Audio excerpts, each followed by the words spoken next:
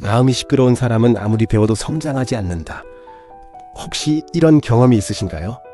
하루 종일 책을 읽고 강의를 들어도 머릿속에는 아무것도 남지 않는 날, 배우고 있는데도 마음은 오히려 더 복잡해지는 순간 말입니다. 누군가의 성공담을 보고 자극을 받아 시작했지만 며칠이 지나면 금세 의욕이 꺼져버리는 경험. 그때 우리는 흔히 말합니다. 나는 집중력이 약한가 봐. 나이 들어서 이제 머리가 둔해졌나 봐. 하지만 정약용은 이렇게 말했습니다. 공부가 어려운 것은 머리가 나빠서가 아니다. 마음이 시끄러워서다. 그는 마음이 시끄러우면 배움의 문이 닫힌다고 했습니다. 아무리 많은 지식이 들어와도 혼란스러운 마음은 그것을 담지 못하기 때문입니다. 이 영상을 끝까지 보지 못하더라도 한 10분만큼은 꼭 집중해서 보셔야 하는 이유가 있습니다. 이 10분은 단순히 공부의 비법을 말하는 시간이 아닙니다. 이 10분이 끝나면 당신이 왜 지금 배워도 성장하지 못하고 있는지, 그리고 어떻게 다시 마음의 평온을 회복할 수 있는지 그 해답을 얻게 될 것입니다. 정약용은 평생을 배움에 바쳤던 사람입니다. 조선 최고의 학자라 불렸지만 그가 말한 공부의 핵심은 뜻밖에도 조용한 마음이었습니다. 그는 말했습니다. 배움이란 글을 익히는 것이 아니라 마음을 닦는 일이다. 그는 젊은 시절 밤마다 촛불을 켜고 공부했습니다. 하지만 어느 날 자신이 아무리 책을 읽어도 생각이 정리되지 않는다는 걸 깨달았습니다. 그때 스스로에게 이렇게 물었다고 합니다. 내가 배우고 있는가 아니면 쫓기고 있는가? 그 질문 하나가 그의 인생을 바꿨습니다. 그는 깨달았습니다. 자신은 배운 게 아니라 비교하고 있었던 것입니다. 다른 학자보다 빨리 익히고 싶어서, 더 많은 것을 쌓고 싶어서 조급해졌던 것입니다. 정약용은 그날 이후로 공부의 방식을 바꿨습니다. 하루 중 단 한 시간이라도 마음을 조용히 하는 시간을 먼저 가졌습니다. 그리고 그 시간 동안 단 한 줄의 글이라도 온전히 음미하려 했습니다. 그는 그것을 고요 속의 공부라 불렀습니다. 그는 제자들에게 이렇게 말했습니다. 지식은 마음의 호수에 비친 달빛과 같다. 물이 흐리면 아무리 밝은 달도 비치지 않는다. 이 말은 단순한 비유가 아닙니다. 그가 직접 체험으로 얻은 결론이었습니다. 그는 또 이렇게 덧붙였습니다. 배우는 사람의 가장 큰 적은 무지보다 조급함이다. 조급함은 마음을 시끄럽게 만들고 시끄러운 마음은 배움을 흐트립니다. 그래서 그는 속도보다 깊이를 가르쳤습니다. 정약용은 누구보다 많은 책을 읽었지만 단 한 권을 읽을 때도 서두르지 않았습니다. 그는 같은 구절을 10번, 20번씩 반복해서 읽었습니다. 그에게 공부는 정보를 채우는 일이 아니라 사유를 가다듬는 일이었습니다. 그는 이렇게 말했습니다. 지식은 흘러드는 것이 아니라 깃드는 것이다. 깃든다는 것은 마음이 그것을 받아들일 준비가 되어야 한다는 뜻입니다. 그래서 그는 지식보다 마음을 먼저 닦으라 했습니다. 오늘날 우리는 하루에도 수많은 정보를 봅니다. 뉴스, 영상, 강의, SNS 속의 조언들. 하지만 이상하게도 아무리 들어도 마음은 더 시끄럽습니다. 그 이유는 간단합니다. 우리가 배우는 게 아니라 비교하고 있기 때문입니다. 정약용은 이미 그 문제를 200년 전에 꿰뚫었습니다. 그는 말했습니다. 배움은 남과 겨루는 것이 아니라 어제의 나를 이기는 것이다. 그는 학문을 경쟁의 도구로 삼지 않았습니다. 공부는 이기는 일이 아니라 고요해지는 일이었습니다. 그래서 그는 공부를 시작하기 전 항상 책을 덮고 잠시 눈을 감았습니다. 그리고 마음속에 있는 잡음을 내려놓았습니다. 그는 그 과정을 공부의 예례라 불렀습니다. 마음을 정리하지 않고 책을 여는 것은 방이 어지러운데 손님을 들이는 것과 같다고 했습니다. 그는 또 이런 말을 남겼습니다. 공부는 귀로 듣는 것이 아니라 마음으로 새기는 것이다. 지식은 듣는 순간이 아니라 그것이 마음속에서 잠잠히 녹아드는 순간 완성된다고 했습니다. 정약용의 공부법은 놀라울 정도로 단순했습니다. 하지만 그 단순함이야말로 그를 조선 최고의 지식인으로 만든 핵심이었습니다. 그는 말했습니다. 조용한 마음 하나면 1000권의 책이 내 것이 된다. 그에게 공부란 세상을 이기는 방법이 아니라 자신을 다스리는 과정이었습니다. 그래서 그는 학문을 통해 출세하려는 제자들에게 항상 이렇게 충고했습니다. 글을 배우되 먼저 마음을 배우라. 글은 사람을 꾸미지만 마음은 사람을 세운다. 정약용은 젊은 시절의 자신을 돌아보며 이렇게 고백하기도 했습니다. 나는 젊을 때 글을 익혔으나 마음은 익히지 못했다. 그래서 글은 늘었지만 사람은 자라지 않았다. 그는 그 실패를 통해 공부의 깊이는 마음의 깊이에서 나온다는 진리를 깨달았습니다. 우리는 종종 배움을 외부 일로 생각합니다. 좋은 강의를 듣고 유명한 책을 읽고 훌륭한 사람의 말을 받아 적는 일이라고 말입니다. 하지만 정약용은 그렇게 보지 않았습니다. 그는 말했습니다. 공부는 밖에서 오는 것이 아니라 안에서 깨어나는 것이다. 그에게 진짜 배움이란 이미 내 안에 있는 지혜를 깨워내는 일이었습니다. 그는 마음이 조용해질 때 비로소 세상이 다르게 보인다고 했습니다. 시끄러운 마음은 세상을 왜곡시키고 조용한 마음은 세상을 맑게 비춥니다. 그래서 그는 이렇게 단언했습니다. 마음이 어지러우면 눈은 흐려지고 귀는 닫힌다. 지금의 우리에게 가장 필요한 공부도 바로 이것입니다. 지식을 쌓는 공부가 아니라 마음을 가라앉히는 공부. 그 고요함 속에서 비로소 우리는 배운다는 말의 진짜 뜻을 이해하게 됩니다. 정약용은 말했습니다. 조용한 마음은 지혜의 문이고 시끄러운 마음은 욕심의 문이다. 이 한 문장이 오늘 우리의 공부법을 완전히 바꿉니다. 정약용은 말했습니다. 조용한 마음은 지혜의 문이고 시끄러운 마음은 욕심의 문이다. 이 한 문장이 오늘 우리의 공부법을 완전히 바꿉니다. 그렇다면 정약용은 어떻게 그 조용한 마음을 만들어 갔을까요? 그가 제자들에게 직접 전한 가르침 속에는 단순하지만 강력한 세 가지 마음의 법칙이 숨어 있었습니다. 다음 이야기에서 정약용이 그 마음을 어떻게 다스렸는지, 그리고 그 고요가 어떻게 지혜로 바뀌었는지를 함께 살펴보겠습니다. 정약용이 제자들에게 전한 조용한 마음의 세 가지 법칙. 정약용은 제자들을 가르칠 때마다 먼저 물었습니다. 너의 마음은 지금 고요하냐? 많은 제자들은 그 질문 앞에서 아무 말도 하지 못했습니다. 그는 그 대답 없는 침묵 속에서 제자들의 마음을 읽었습니다. 그리고 이렇게 말했습니다. 마음이 어지러우면 배우는 것도 결국 흩어진다. 정약용이 평생 가르친 공부의 핵심은 조용한 마음 교육이었습니다. 그는 이 마음을 지키기 위한 세 가지 원칙을 세웠습니다. 그는 그것을 마음의 세 가지 고요, 마음의 세 가지 고요, 삼정 교육 불렀습니다. 첫 번째, 입을 조용히 하라. 두 번째, 생각을 조용히 하라. 세 번째, 욕심을 조용히 하라. 그는 말했습니다. 세상을 이기는 자는 지식이 많은 자가 아니라 마음을 다스리는 자다. 지금 이 이야기를 놓치면 당신은 평생 마음의 소음을 잠재우지 못할 수도 있습니다. 단 10분만 집중하십시오. 이 10분이 당신의 마음을 단단히 세우는 전환점이 될 것입니다. 정약용은 첫 번째 법칙으로 입을 조용히 하라를 강조했습니다. 그는 제자들에게 이렇게 가르쳤습니다. 많이 말하면 지혜가 새어나간다. 조용히 듣는 자만이 깊이 이해한다. 그는 학문이란 말을 덧붙이는 것이 아니라 생각을 깊게 가라앉히는 과정이라 믿었습니다.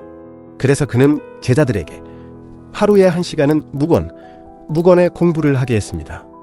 그 시간에는 아무 말도 하지 않고 책을 펴지도 않은 채 마음의 움직임을 관찰하게 했습니다. 한 제자가 그에게 물었습니다. 스승님, 아무 말도 하지 않는데 어떻게 공부가 됩니까? 정약용은 웃으며 이렇게 대답했습니다. 그대의 마음이 시끄러우면 글 한 줄도 새겨지지 않는다. 입이 잠잠해질 때 마음은 비로소 듣기 시작한다. 그는 말보다 침묵이 배움의 문을 연다고 했습니다. 그 침묵 속에서 비로소 우리는 내가 무엇을 모르는지를 깨닫게 되기 때문입니다. 두 번째 법칙은 생각을 조용히 하라였습니다. 그는 제자들에게 이렇게 말했습니다. 배운다는 것은 생각을 채우는 일이 아니라 헛된 생각을 비워내는 일이다. 정약용은 세상의 모든 지식이 결국 마음의 질서에서 시작된다고 믿었습니다. 그래서 그는 생각이 복잡해질수록 책을 덮고 잠시 산책을 하거나 하늘을 바라보았습니다. 그에게 공부란 적는 시간보다 멈추는 시간이 더 중요했습니다. 그는 제자들에게 한 가지 훈련을 시켰습니다. 하루에 단 10분이라도 생각을 멈추는 연습을 하라고 했습니다. 그 시간 동안은 어떤 판단도 비교도 하지 않고 그저 마음이 고요해지기를 기다리는 것이었습니다. 그는 말했습니다. 생각이 잠잠해질 때 진짜 깨달음이 온다. 지식은 위에서 쏟아지는 것이 아니라 고요 속에서 솟아나는 것이다. 그의 제자들은 처음엔 어려워했지만 며칠이 지나자 마음이 차분해지는 걸 느꼈다고 합니다. 한 제자가 이렇게 고백했습니다. 스승님, 아무것도 하지 않았는데 머리가 맑아졌습니다. 정약용은 미소 지으며 대답했습니다. 그대가 비웠기 때문이다. 비운 마음의 지혜는 저절로 들어온다. 세 번째 법칙은 욕심을 조용히 하라였습니다. 정약용은 제자들에게 이렇게 경고했습니다. 욕심이 많으면 그리 귀에 들어오지 않는다. 그는 마음속 욕심이 공부를 오염시킨다고 했습니다. 더 빨리 배우고 싶다, 남보다 앞서야 한다는 생각이 마음을 시끄럽게 만든다고 했습니다. 정약용은 젊은 시절 자신이 바로 그런 제자였다고 고백했습니다. 그는 말했습니다. 나는 욕심으로 배웠다. 그래서 마음이 늘 불안했고 지식은 늘 가벼웠다. 그는 그때의 자신을 반성하며 제자들에게 항상 이렇게 말했습니다. 욕심이 줄면 깨달음이 커진다. 그는 공부를 채우는 일이 아니라 비우는 일로 보았습니다. 욕심을 줄이는 것이야말로 가장 높은 공부라 했습니다. 그는 이렇게 말했습니다. 배움이 깊어지는 것은 노력 때문이 아니라 욕심이 조용해질 때다. 정약용은 실제로 자신의 서재에 이 세 문장을 걸어두었다고 전해집니다. 잠잠히, 생각은 고요히, 욕심은 비워라. 그는 이 문장을 하루에도 여러 번 되새겼습니다. 공부의 시작은 책이 아니라 마음을 잠잠히 하는 일이라는 걸 잊지 않기 위해서였습니다. 정약용의 제자들은 훗날 이렇게 회상했습니다. 스승은 우리에게 글보다 마음을 가르쳤다. 그의 한마디 한마디는 공부가 아니라 삶의 태도를 가르치는 말씀이었다. 그는 마음의 고요가 단순한 명상이 아니라 현실을 이기는 힘이라고 믿었습니다. 그래서 그는 말했습니다. 조용한 마음은 도피가 아니라 용기다. 그 마음이 있어야 세상을 바로 본다. 그의 제자들은 공부뿐 아니라 삶의 문제를 만나도 침착해질 수 있었습니다. 그들은 세상의 복잡함 속에서도 중심을 잃지 않았습니다. 그것이 정약용이 바라던 진짜 공부의 모습이었습니다. 그는 이렇게 정리했습니다. 조용한 마음이 있으면 세상의 소음도 결국 배움이 된다. 그렇다면 정약용은 어떻게 이 고요한 공부법을 평생 유지할 수 있었을까? 그는 세상의 풍파 속에서도 마음의 호수를 흐리지 않았다. 모든 것이 무너져도 단 하나, 마음의 고요만은 끝까지 지켜냈다. 그 침묵 속에서 그는 배웠고, 그 고요 속에서 그는 자신을 완성해 갔다. 그 침묵 속에서 그는 배웠고, 그 고요 속에서 그는 자신을 완성해 갔다. 정약용은 세상에서 버려진 사람처럼 살았다. 벼슬을 잃고 명예를 잃고 친구와 가족에게서도 멀어졌다. 그가 머물던 강진의 초가집은 비바람에 새고 겨울이면 먹을 것조차 부족했다. 그러나 그 고통의 시간은 그에게 세상 어떤 도성보다도 깊은 학교가 되었다. 그는 말했다. 모든 것을 잃었을 때 비로소 나 자신을 배웠다. 그의 책상 위에는 화려한 문장 대신 묵은 붓과 다른 종이 한 장이 놓여 있었다. 그곳에서 그는 세상의 소리를 지우고 자신의 마음을 다시 써내려갔다. 그에게 공부란 이제 벼슬을 위한 수단이 아니었다. 세상을 이해하고 자신을 다스리기 위한 수행이었다. 그는 말했습니다. 고요한 마음은 세상의 소음을 막는 것이 아니라 그 속에서도 흐르지 않는 중심을 지키는 것이다. 그는 새벽마다 자신에게 이렇게 물었습니다. 오늘의 나는 어제보다 더 조용한가? 그 질문 하나가 그를 다시 일으켜 세웠다. 세상이 아무리 시끄러워도 그는 자신의 마음의 온도를 유지했다. 정약용은 유배의 세월 동안 무려 500권이 넘는 책을 썼습니다. 하지만 그는 그 책들이 자신의 지식을 증명한다고 생각하지 않았습니다.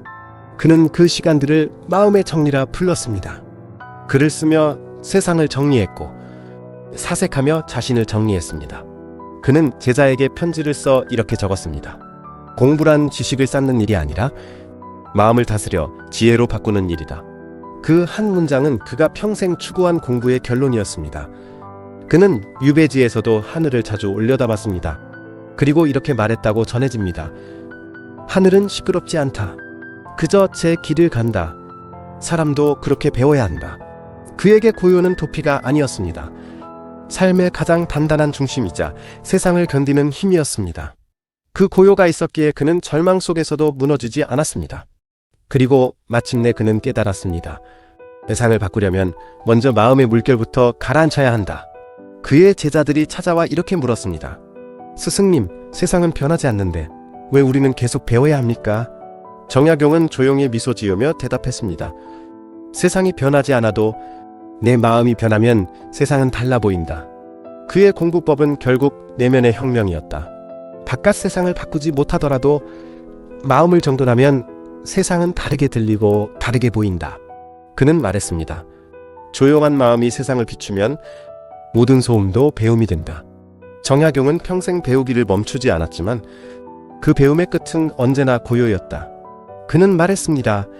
배움이 깊어지면 말이 줄고 마음이 깊어지면 세상이 넓어진다. 그는 지식의 끝에서 겸손을 배웠고 고요의 끝에서 진짜 지혜를 얻었다. 그가 세상을 떠나기 전 남긴 마지막 문장은 이랬다.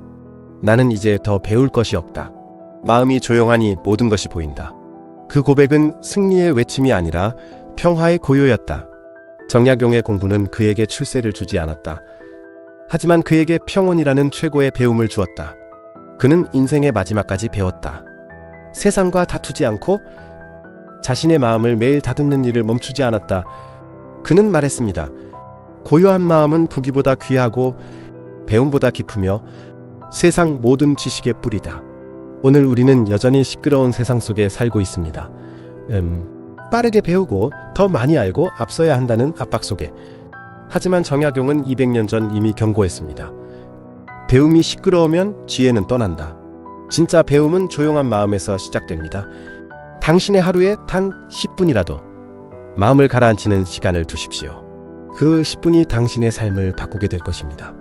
정약용이 평생을 걸쳐 증명한 진리는 단순합니다. 마음을 닦는 자만이 세상을 배운다. 그 조용한 공부가 지금의 우리에게도 여전히 유효합니다. 이 영상을 끝까지 보신 당신은 이미 깨달으셨을 겁니다. 공부는 머리가 아니라 마음에서 시작된다는 것을. 지식이 아니라 고요가 사람을 깊게 만듭니다. 오늘 하루 단 10분이라도 마음을 조용히 하는 시간을 가져보십시오. 그 시간이 당신 안의 지혜를 깨우게 될 것입니다. 이 이야기가 마음에 남았다면 댓글에 당신이 지키고 싶은 마음의 기준 한 가지를 적어주세요. 그 문장이 오늘을 살아가는 또 한 사람의 등불이 될 것입니다. 이제는 머리로 배우지 말고 마음으로 배우십시오. 그것이 정약용이 남긴 공부의 마지막 가르침입니다.